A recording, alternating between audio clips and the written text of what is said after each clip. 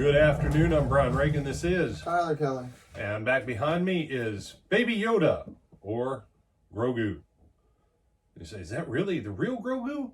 There is no such thing as real Grogu. But he is a realistic looking cardboard cutout. You say, what does that have to do with our Bible reading today? Absolutely nothing. We just like to include him. He is the best unpaid intern we've ever had. Ever. Ever. Hands down, he listens politely. He doesn't make a mess. He's very studious. He can hold a posture, and it's like he never moves all day long until you're ready for him to. Mm-hmm. It's amazing. Mm-hmm. It's amazing. Today we are in Matthew chapter 9, verses 9 through 13, Tyler. As Jesus passed on from there, he saw a man called Matthew sitting at the tax booth, and he said to him, "Follow me." And he rose and followed him. And as Jesus reclined at the table in the house, behold, many tax collectors and sinners came and were reclining with Jesus and his disciples. And when the Pharisees saw this, they said to his disciples, "Why does your teacher eat with tax collectors and sinners?" But when he heard it, he said, "Those who are well have no need of a physician, but those who are sick. Go and learn what this means. I desire mercy and not sacrifice, for I came not to call the righteous, but sinners." All right. So, Matthew, he's called by Jesus. Who can be called by Jesus? Whosoever. Who can follow Jesus? Whoever wants to.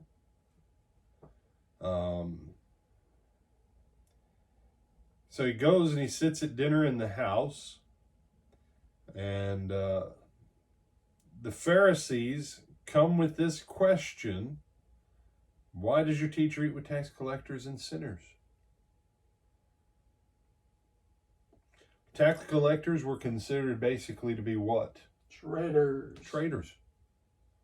Because they collected taxes for Rome. They worked for the occupying military force and the occupying empire. Mm-hmm. So tax collectors were hated. How did a tax collector make their money? If Rome said you have to get 100 denarii a day, whatever you can collect above that, that's your income. Okay. And so some of them collect, twice. If the Roman tax was 1 denarius for a cart of this, they'd go, "Oh, today it's 3 denarius." You say, "Well, that's not right." Well, the tax collector usually had this feller standing next to him, at least one, sometimes more than one. And he was do you know what he was, Tyler? It wouldn't happen to be a member of the Roman military, would it? It would be a member of the Roman military. And this was a guy who was quietly just stroking the hilt of his sword, just sitting there, do.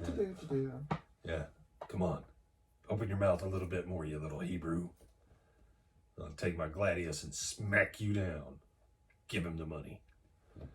You say, yeah, no, that's why when the Roman soldiers came to John and they said, what does God want from us?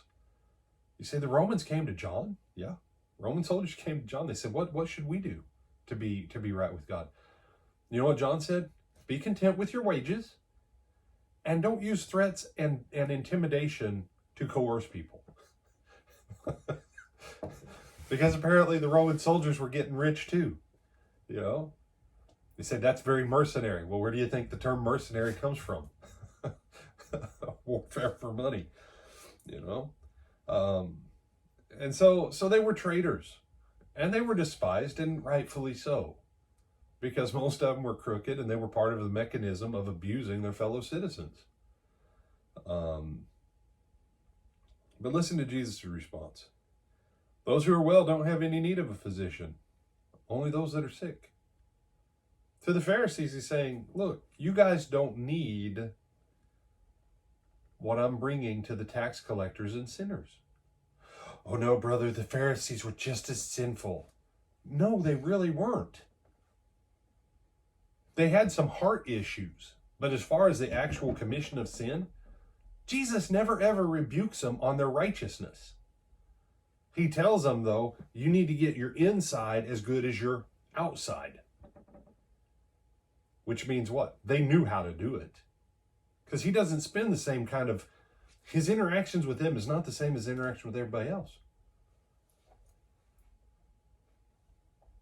And Jesus, when we went through the parable in Luke 15, because they were complaining, he's like, there's a guy, he has 100 sheep, one of them's lost.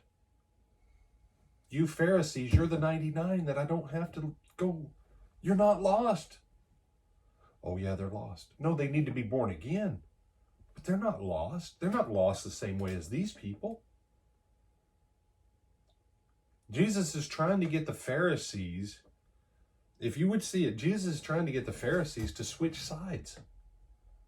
To quit worrying about the Pharisee way, come over to Jesus' side with their righteousness, with their commitment, with their diligence, with their intensity to obey God and follow him and help him reach more people. Because, and Tyler, I don't know if you've heard it. I've heard it over the years, people. Jesus was actually offhandedly saying that the Pharisees were sick and needed him too, just like the tax collectors and sinners. No, that would be called a parable. He's not speaking parabolically like that. Yeah, his statement in the parable is, those who are sick need a physician. Those who are well don't.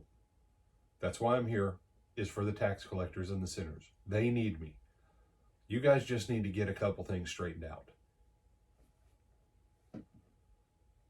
The guy who's 5 pounds overweight or the guy who has a compound fracture? Which one needs the doctor? Compound fracture. Which one needs to just fix a couple things and he'll be fine? Yeah, he's 5 pounds weight loss. Yeah. So with that, you have anything you want to add? No, sir. All right. With that, I'm Brian Reagan, and this is Tyler Kelly. We Bid You, Good afternoon. and we will see them Tonight at 8 o'clock. until then.